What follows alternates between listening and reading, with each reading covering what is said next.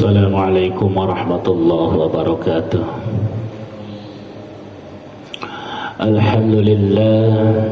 Alhamdulillahilladzi arsala rasulahu bil huda wa dinil haqq liyudhhirahu 'ala dini kulli wa kafa billahi shahida. Asyhadu an la ilaha illallah wa asyhadu anna Muhammadan 'abduhu wa rasuluhu la nabiyya ba'da. Allahumma salli wa sallim wa barik ala nabiyyina wa habibina wa maulana Muhammadin wa ala alihi wa sahbihi ajma'in. Allahumma aftah lana hikmatak wa ansur alayna rahmatak wa anzil alayna bi barakatik wa alimna min ladunka ilman nafi'ah ya dzal jalali wal ikram. Amma ba'd. Ikhwatal iman, jamaah, bapak-bapak yang dirahmati Allah subhanahu wa ta'ala, bersyukur pada Allah pada malam hari ini Allah senantiasa memberikan kita keistiqomahan untuk senantiasa sholat berjamaah dilanjutkan dengan ta'lim. Semoga Allah subhanahu wa ta'ala selalu memberikan kekuatan kepada kita untuk merengkuh kebaikan.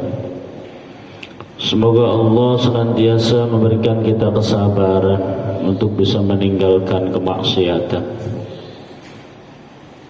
Yang kedua, salawat dan salam senantiasa kita sampaikan kepada qudwah kita, uswah kita Rasulullah sallallahu alaihi wasallam. Semoga kesejahteraan, rahmat, ta'zim senantiasa kepada Rasulullah sallallahu alaihi wasallam beserta keluarga dan para sahabatnya, amin ya rabbal alamin. Melanjutkan kajian kita bab tentang menjaga apa yang diperintahkan oleh Allah melalui Rasulnya. Allah subhanahu wa ta'ala mengajarkan kepada kita semuanya itu berproses, semuanya melalui wasilah, semua melalui perantara, termasuk ketika menyampaikan risalah melalui perantara Rasulullah sallallahu alaihi wasallam. Risalah Allah sampaikan dalam bentuk kalimat, kemudian kalimat itu disampaikan kepada Rasulullah sallallahu alaihi wasallam, tidak dibisikkan kepada semua orang. Jadi perintah-perintah agama itu Allah subhanahu wa ta'ala turunkan melalui Rasulullah, kekasihnya, tidak pada orang per orang. Artinya enggak pernah kita dibisiki oleh Allah, Pak Haji sholat duhur 4 rakaat begitu, enggak. Jadi melalui wasilah, melalui sebab Rasulullah sallallahu alaihi wasallam, maka agama itu nasihat, yang nasihat itu dituangkan melalui kitab, yang kitab itu diturunkan kepada nabinya, baru kepada kita semuanya. Oleh karenanya barang siapa yang mengikuti apa yang dilarang oleh Rasul, berarti dia mengikuti apa yang dilarang oleh Allah. Barang siapa yang mengikuti apa yang diperintahkan oleh Rasul, berarti dia mengikuti apa yang diperintahkan oleh Allah subhanahu wa ta'ala. Dan Rasulullah sallallahu alaihi wasallam Allah ciptakan lebih dahulu daripada Nabi Adam alaihissalam. Namanya sudah tertulis. Bahkan suatu ketika dalam riwayat Imam Ahmad, laula Muhammadun ma khalaqtuka. Kata Allah mengatakan kepada Nabi Adam, laula Muhammad, kalau bukan karena Muhammad, aku tidak akan menciptakanmu Adam. Seandainya Rasulullah SAW tidak diciptakan oleh Allah, maka Allah tidak akan menciptakan manusia, karena Rasulullah adalah kekasihnya. Dan apa yang diperintahkan oleh Rasul adalah manifest daripada apa yang diperintahkan oleh Allah Subhanahu wa ta'ala. Jamar mata Allah Subhanahu wa ta'ala dan perintah Allah Subhanahu wa ta'ala kepada Rasul itu pasti mempunyai kebaikan. Yang kebaikannya itu adalah untuk menjaga kita manusia agar tetap dalam keadaan mulia. Ketika seseorang hendak merengkuh kemuliaan, keselamatan dunia dan akhirat, maka hendaklah dia selalu mengikuti apa yang disampaikan oleh Rasulullah SAW, yang dilarang tinggalkan, yang diperintah lakukan. Insya Allah dia selamat. Karena agama adalah jalan keselamatan. Di dalam agama diatur dengan aturan. Aturan adalah merupakan sesuatu yang menjadikan manusia tetap dalam keadaan mulia. Wa ma atakum, yang diperintahkan oleh Rasul lakukan. Yang diperintahkan pasti mengandung kebaikan. Yang diperintahkan pasti menjadikan kita selamat.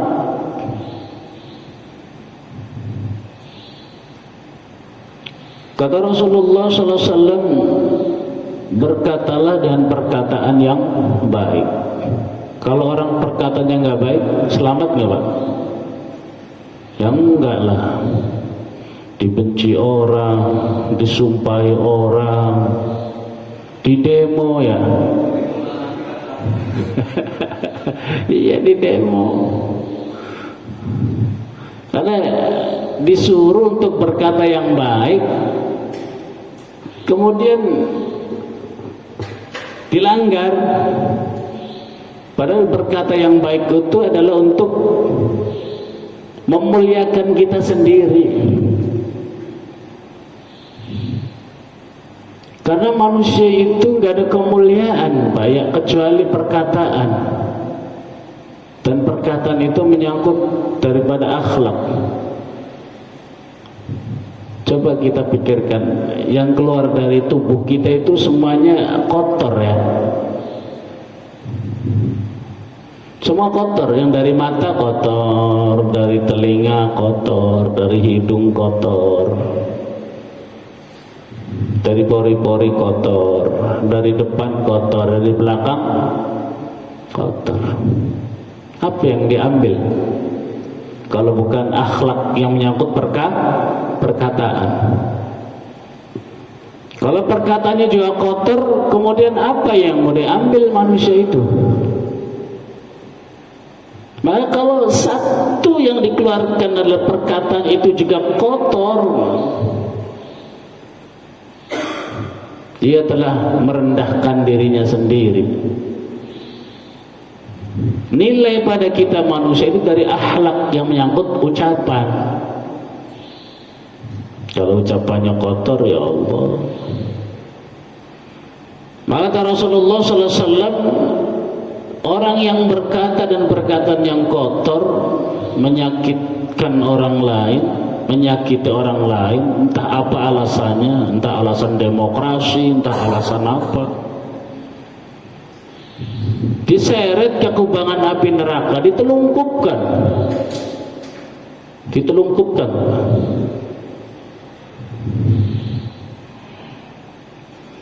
Ini konsekuensinya. Maka Rasul melarang.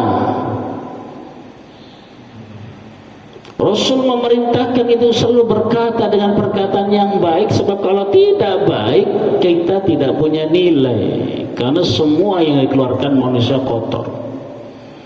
Ya Allah, ucapannya kotor. Nih, kayak contoh pagerung ya, ini jigongnya kotor nggak? Kotor. Beletnya kotor.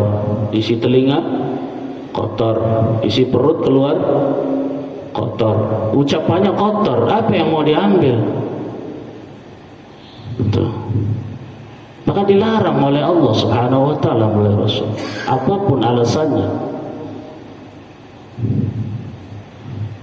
Coba apa gerung itu tolol apa itu ya yang lagi viral ya. Iya, yang diambil apanya? Beletnya kotor, ininya kok ucapannya juga kotor.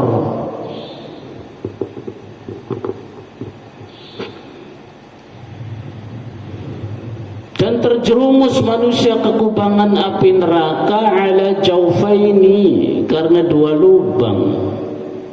Al-famun lubang mulut, al-farjiyun lubang kemaluan.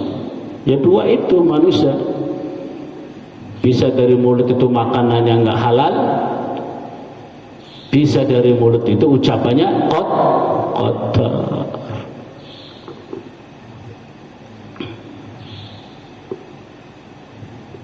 Nggak selamat Pak, di demo lah.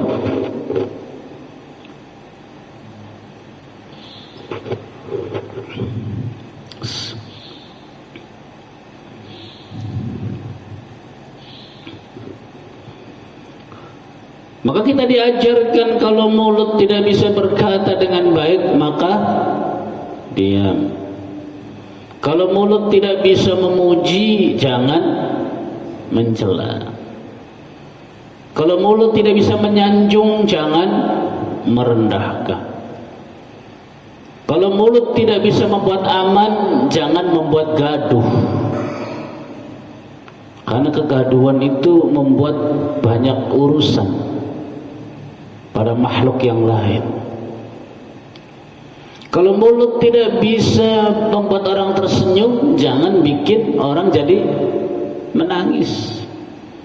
Kalau mulut tidak bisa membuat orang bahagia, jangan buat orang jadi resah.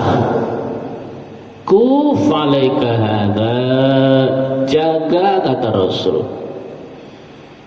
Sebab banyak ditelungkupkan ke kubangan api neraka, diseret illa hasaidu alsinatihim, gara-gara mulut. Dan Rasulullah SAW adalah kekasih Allah yang tidak pernah berkata kata kotor. Perkataannya lembut.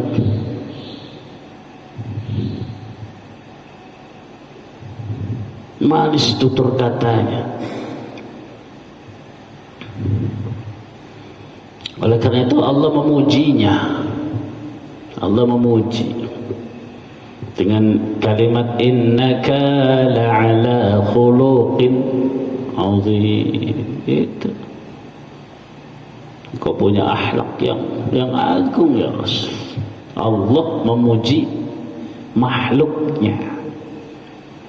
Kepada Rasulullah sallallahu alaihi wasallam, sungguh engkau Muhammad punya akhlak yang agung. Kalau Allah sendiri memuji berarti punya kemuliaan, gara-gara bisa menjaga itu. Coba Pak, sok yang keluar dari kita itu semua kotor nggak? Kotor semuanya, kecuali yang bisa bernilai cuma perkataan. Oleh karena itu kecerdasan intelektual itu harus diimbangi dengan spiritualnya. Sebagai rep, kalau orang cerdas secara intelektual tidak ada spiritualnya, kebablasan. Kan spiritual agama itu kan membentengi. Cerdas boleh, tapi harus dikontrol dengan spiritual kita, dengan agama. Agama melarang untuk mencela. dalam pelajaran yang lalu, hati yang baik itu hati yang selalu berzikir kepada Allah, selalu mengingat Allah. Cara berzikir, cara mengingat Allah subhanahu wa ta'ala mampu mentajalikan kaun Allah. Mentajalikan itu memunculkan siapa pencipta di balik benda itu. Jadi kalau orang sudah mampu mentajalikan kaun, tidak sanggup untuk merendahkan makhluk, Pak, mulutnya. Jangankan kepada manusia, kepada binatang nggak sanggup. Ada kambing tolol banget lu, kambing dikatain tolol, itu nggak sanggup ngomong tolol ke kambing. Karena memang Allah ciptakan kambing dari dulu begitu. Sehingga ketika kambing itu pelanga-pelongo, kita nggak sanggup mengatakan kalimat itu.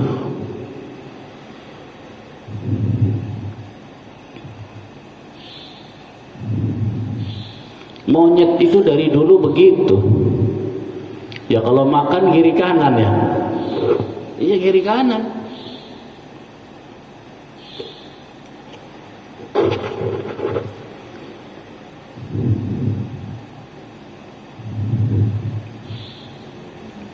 Jelek apa bagus monyet itu, Pak? Pinter apa cerdas? Ini kita menganalogikan monyet itu binatang yang jelek aja nggak boleh. Menganalogikan binatang monyet itu binatang yang jelek nggak boleh. Orang dari dulu begitu. Kok dikatain jelek? Dari dulu begitu, dari kita belum lahir, ya. Bentuknya begitu. Kok bisanya kita ngomong jelek? Kalau melihat benda, lihat di balik benda itu siapa yang menciptakan. Menganalogikan monyet itu jelek, itu sama dengan menghina Allah. Kan yang menciptakan monyet Allah. Mengatakan tolol kepada kambing itu sama dengan mengatakan tolol kepada Allah. Kan yang menciptakan kambing adalah Allah. Dari dulu kambing begitu, dari bapak belum lahir kambing begitu, nggak ada yang sekolah. Wajar kalau nggak punya akhlak, pelanga-pelongo, nggak ada pikirannya, emang begitu. Tapi nggak boleh dikatain. Kalau mengatakan kambing itu tolol sama dengan nololin Allah, Pak. Na'udzubillah. Apalagi menganalogikan monyet binatang yang jelek itu disematkan kepada saudaranya. Lu kayak parah. Bagaimana ini kok orang seperti ini ngajinya itu bagaimana gitu loh, ngaji hatinya. Wong menganalogin monyet itu jelek aja nggak boleh. Apalagi menganggap monyet jelek disematkan kepada saudaranya.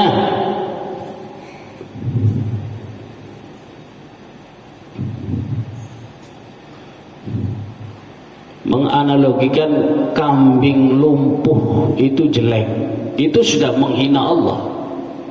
Kemudian disematkan kepada saudaranya, kambing lumpuh. Ada bebek lumpuh. Nggak boleh, Pak. Kalau orang yang belajar tasawuf nggak sanggup hatinya ngomong begitu, nggak sanggup. Kecuali orang belajar agama tanpa tasawuf. Sebab pentingnya tasawuf itu untuk mengelola hati.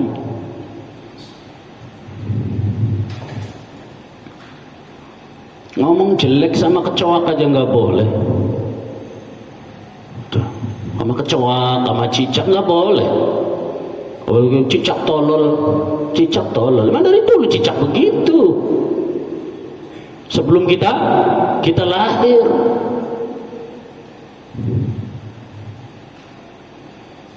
Ini penting, ini mentajalikan kaun, memunculkan di balik benda yang kita lihat adalah semua ciptaan. Gak sanggup kita merendahkan, karena sama dengan merendahkan Allah Subhanahu wa ta'ala. Apalagi kita ahsan, makhluk yang terbaik. Makhluk yang terbaik semestinya harus menghormati makhluk yang hasan, makhluk yang baik. Makhluk yang terbaik harus bisa mengayomi, memandang makhluk yang hasan. Makhluk yang hasan itu tadi, monyet itu hasan, baik. Monyet baik, baik. Tikus baik, kambing baik, kerbau baik, curut baik, kecoak baik, nyamuk baik, batu baik, kayu baik, angin baik, semua baik. Tapi kita terbaik, tuh beda. Bagaimana mungkin makhluk yang terbaik kau merendahkan makhluk yang baik? Pernah nggak kambing menghina kita? Belum pernah dengar ya? Padahal dia hanya baik. Pernah nggak monyet menghina kita? Dia cuma baik, kita yang terbaik. Sebenarnya kita malu merendahkan makhluk Allah, apalagi merendahkan manusia. Ya Allah.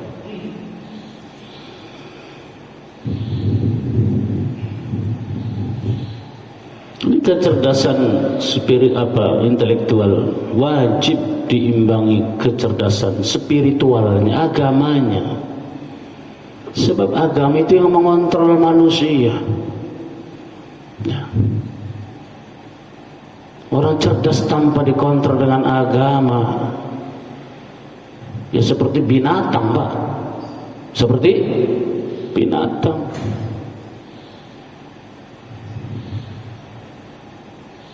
Udah, aku nggak mau punya istri. Terus aku kan profesor teknik, bikin robot yang cantik,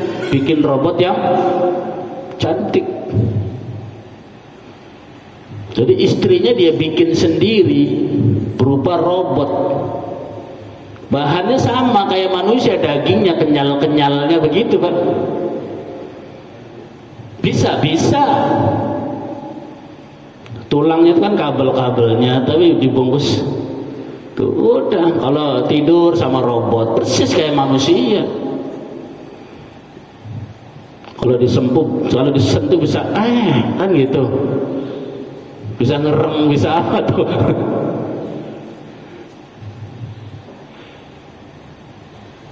Karena robot nggak ngasih makan, nggak punya keturunan tuh. Itu kecerdasan yang tidak diimbangi dengan agama. Banyak sekarang, orang nggak mau punya istri, maunya sama robot. Istrinya robot. Kayak manusia, bisa mendesah, bisa apa, sama. Tuh. Lebih praktis, lebih efisiensi, bilangnya begitu. Tinggal nyari duit yang banyak. Kalau sudah tua, hidup di panti asuhan, bayar. Nih, aku punya duit sekian miliar, dibayar buat nitip badan di panti jompo, bayar. Begitu caranya. Nggak punya istri, udah sama manusia bosen, bikin robot. Ini kecerdasan yang diimbangi dengan agama.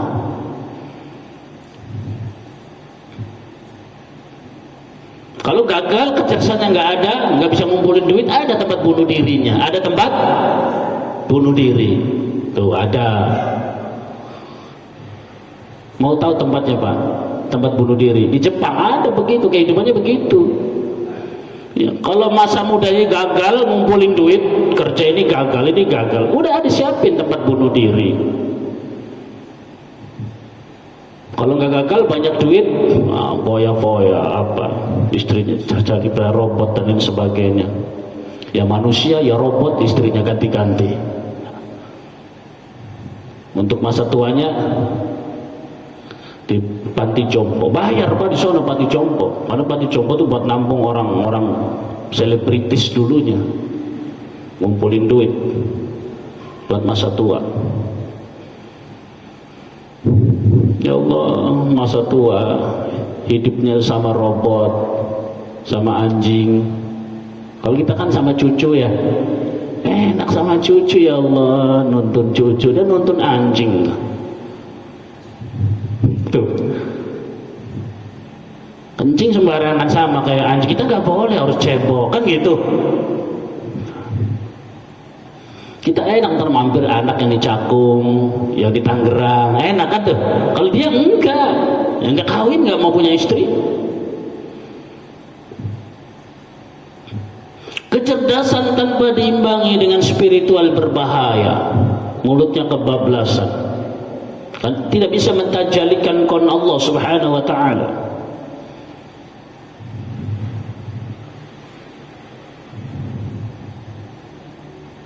Bahkan dengan cerdasan orang bisa bikin Ka'bah, bikin Masjidil Haram, tempatnya nggak usah di sono, di Perumnas 3 bisa. Bisa nggak? Bisa Pak, bisa. Ini Harinjaya semua dibebasin. Berapa kelurahan dibangun Ka'bah persis kayak aslinya. Kurang luas dibebasin lagi setambun, dibikin masjid kayak di Mekah persis, Masjidil Haram. Bisa apa yang nggak bisa? Batu-batunya dari sono didatangkan bisa, pasir-pasirnya bisa, disetting anginnya bisa, cuacanya biar lebih panas bisa. Apa yang nggak bisa? Bikin warteg di luar angkasa aja bisa manusia. Warteg di luar angkasa, warteg itu ayam-ayam bakar di luar angkasa bisa dengan kecerdasan manusia. Akhirnya udah haji nggak usah jauh-jauh, Bekasi aja udah cukup. Batunya sama, bangunannya sama, pasirnya sama persis.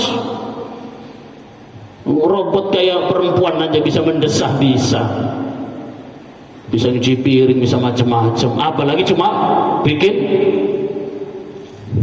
Ka'bah, bikin gampang itu.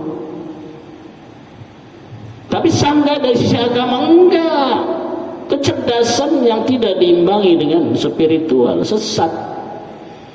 Ya enggak bolehlah haji di Tambun, di Bekasi, walaupun bangunannya persis, tempatnya persis, balang jumrohnya persis, enggak boleh. Jamar mata Allah Subhanahu wa ta'ala.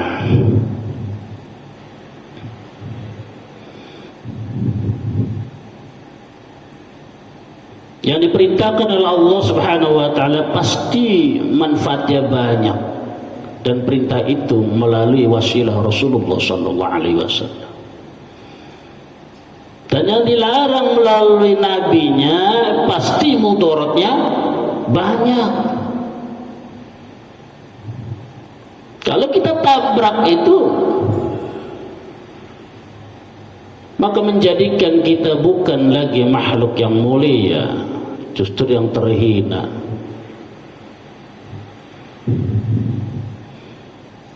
Jamar mata Allah Subhanahu wa ta'ala dalam surat Al-Fatihah, alhamdulillah, segala puji bagi Allah. Bagaimana Allah memuji makhluknya ya Allah, dengan kata-kata yang baik, dengan pujian yang baik. Ini mencontohkan kepada kita agar kita selalu berkata dalam perkataan yang baik. Allah memuji dirinya, jangan mengapa, karena Allah adalah penguasa, Rabb. Allah memuji dirinya. Kalau kita memuji diri kita ya nggak boleh. Kalau kita namanya ijadu binafsi. Maka salasatun muhlikatun, ada 3 yang membuat kita itu binasa. Yang pertama adalah ijadu binafsi, bangga pada diri, selalu memuji diri. Itu alamat. Orang yang bangga memuji dirinya itu alamat. Memuji nasab aja sekarang sudah alamat ditinggalkan. Memuji, mengagungkan nasab.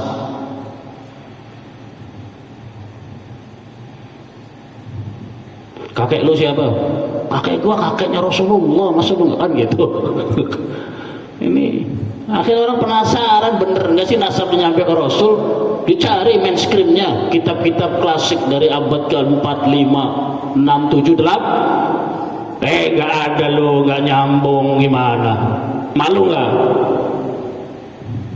Malu. Akibat apa? Gara-garanya mulutnya juga. Akibat mulut. Berpesan kalau nggak bisa memuji jangan mencela. Kalau nggak bisa yang baik ya diam. Ini kiai-kiai curut, kiai-kiai kroco. Penasaran Kiai Imat dari Banten ya? Baca nggak Pak? Kiai Imat dari Banten penasaran, dicari bener gak sih Mas Nasab Bahlawi Habib di Indonesia itu nyambung, dicari 550 tahun terputus nasabnya. Sok siapa yang mau ngelawan sekarang? Belum ada yang melawan, belum ada yang mendebat. Hah? Iya tuh. Gara-gara mulut. Kalau nggak mulut kita bodoh amat. Mau keturunan Genghis Khan ke, mau siapa, kalau akhlaknya bagus ya kita cium tangannya. Gara-gara mulut.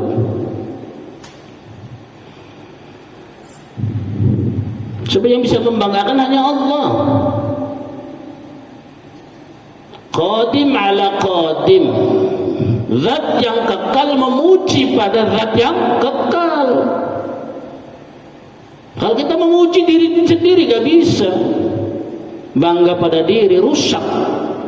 Salatun muhlikatun, ada 3 yang membuat manusia rusak. Ijadu binafsi, bangga pada diri, bangga pada nasab.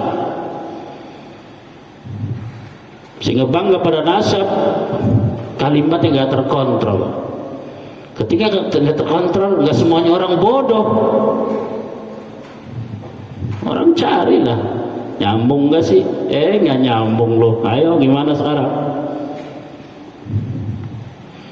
Tapi kalau kalimatnya baik, akhlaknya baik, mau nyambung mau enggak, kayak kita tetap takzib.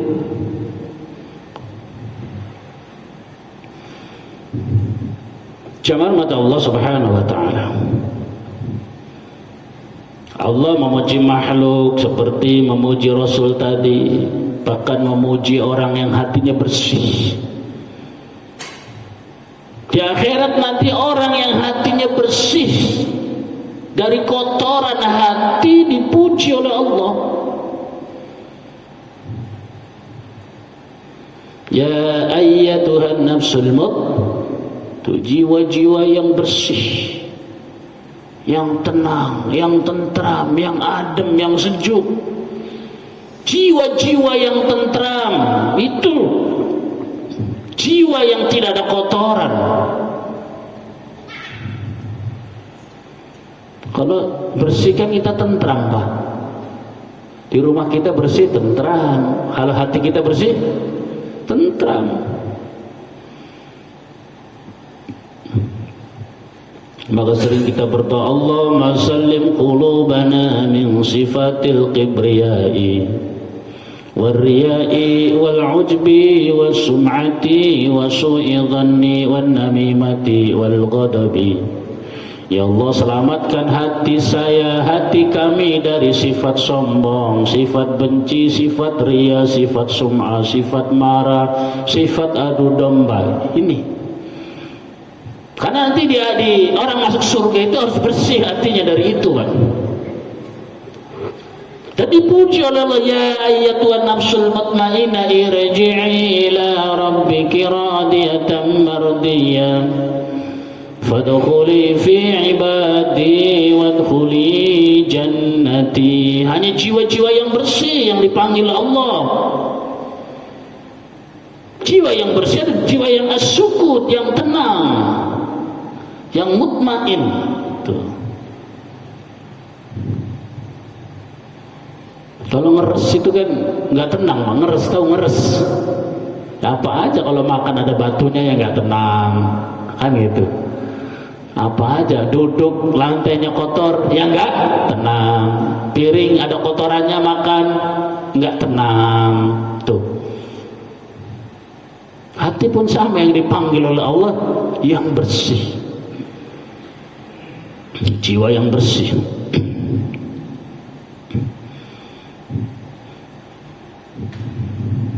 Allah memuji kepada kita. Di antara kita yang salatnya khusyuk dipuji oleh Allah Subhanahu wa taala. Qad aflahal mu'minun alladzina hum fi salatihim khashi'un. Sungguh beruntung orang-orang yang beriman pada Allah Subhanahu wa taala yang ketika salatnya tidak sahun. Salatnya tidak lalai, khusyuk. Orang khusyuk dipuji sama Allah. Maka khusyuk itu susah.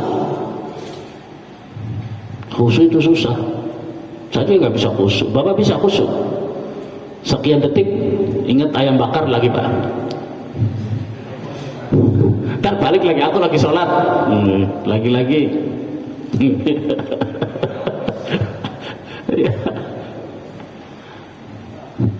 Dipuji oleh Allah, dan Allah memuji makhluknya. Kenapa kita nggak memuji makhluk, mencela, merendahkan? Allah memuji makhluk. Masih mau mencela monyet lagi Pak? Mencela kambing tolol gitu. Jangan, naudzubillah, nggak boleh. Memang dari dulu begitu.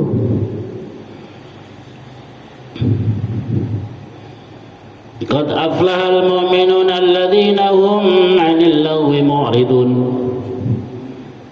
Sungguh beruntung orang yang beriman yang mereka bisa memanage waktunya dengan baik, memanage waktu, tidak membuang-buang waktu. Dan waktu itu akan membinasakan manusia. Seperti pedang yang akan memenggal, itu waktu Pak. Maka dalam ungkapan al-waktu kasyayf, waktu itu seperti pedang. Orang yang menyanyiakan waktu yang tersia-sia itu akan memenggal dirinya. Maka diilustrasikan waktu yang tersia-sia itu adalah sesuatu yang tidak efisiensi.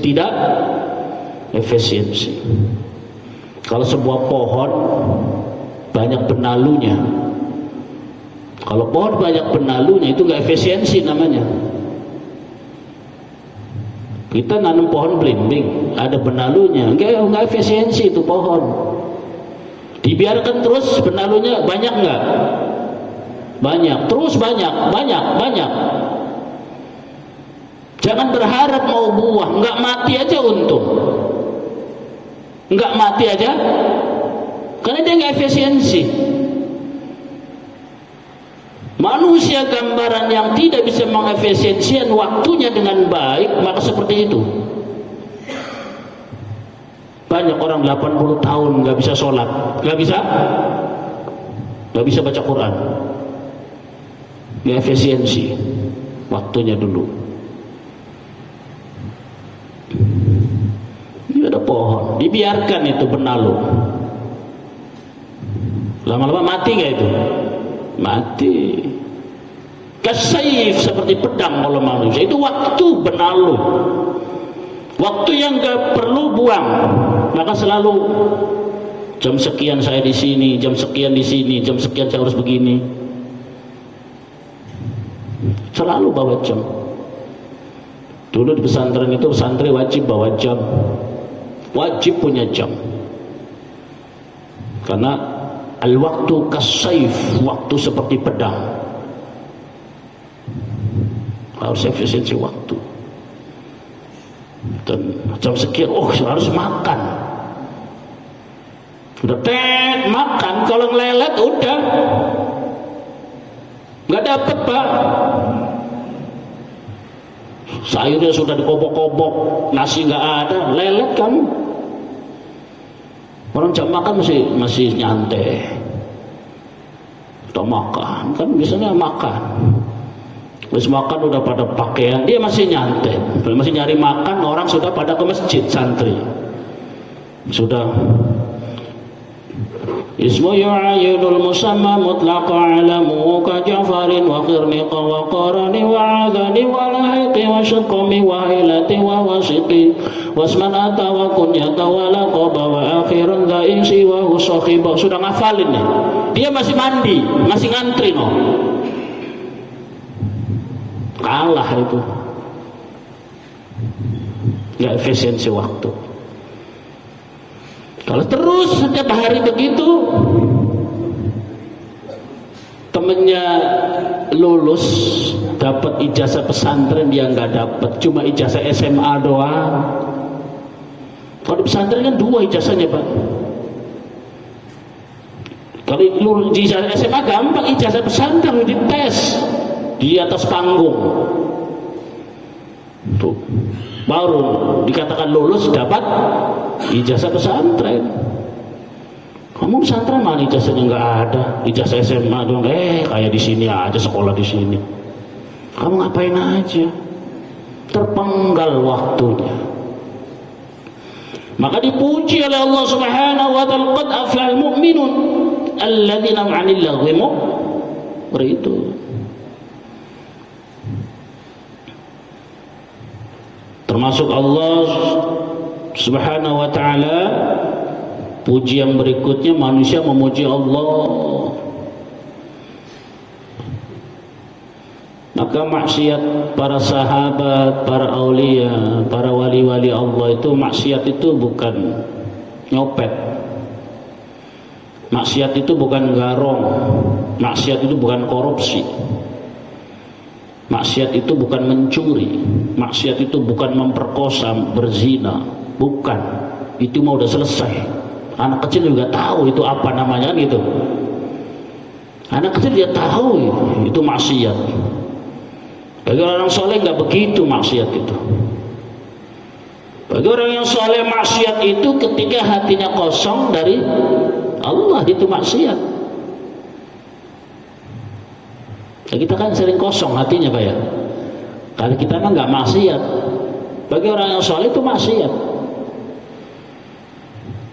Kita enggak nganggapnya, ya memang iya.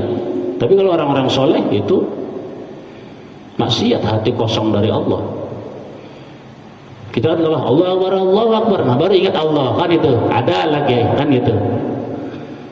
Setelah ada azan ingat Allah, ada azan ingat. Setelah azan keluar rumah lagi pesen apa gitu, di jalan-jalan ingat Allah. Kadang lupa.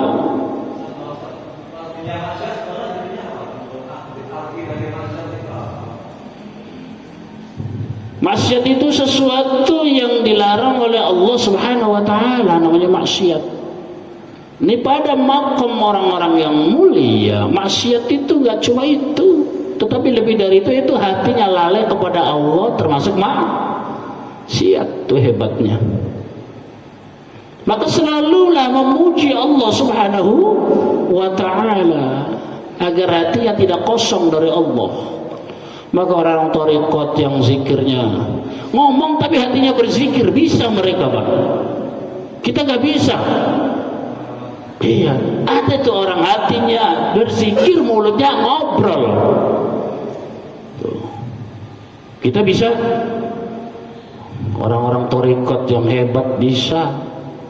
Para wali aulia hatinya Allah, Allah, mulutnya ngobrol tapi hatinya Allah, Allah, Allah, Allah. Tuh. Karena bagi mereka hatinya kosong dari Allah dianggap maksiat. Itu kehebatannya. Maka kalau orang seperti ini pasti dicintai Allah. Kalau orang dicintai Allah, dia mau minta apa pasti Allah kasih, Pak. Dimudahkan jalan hidupnya mereka karena kekasihnya Allah Subhanahu wa ta'ala.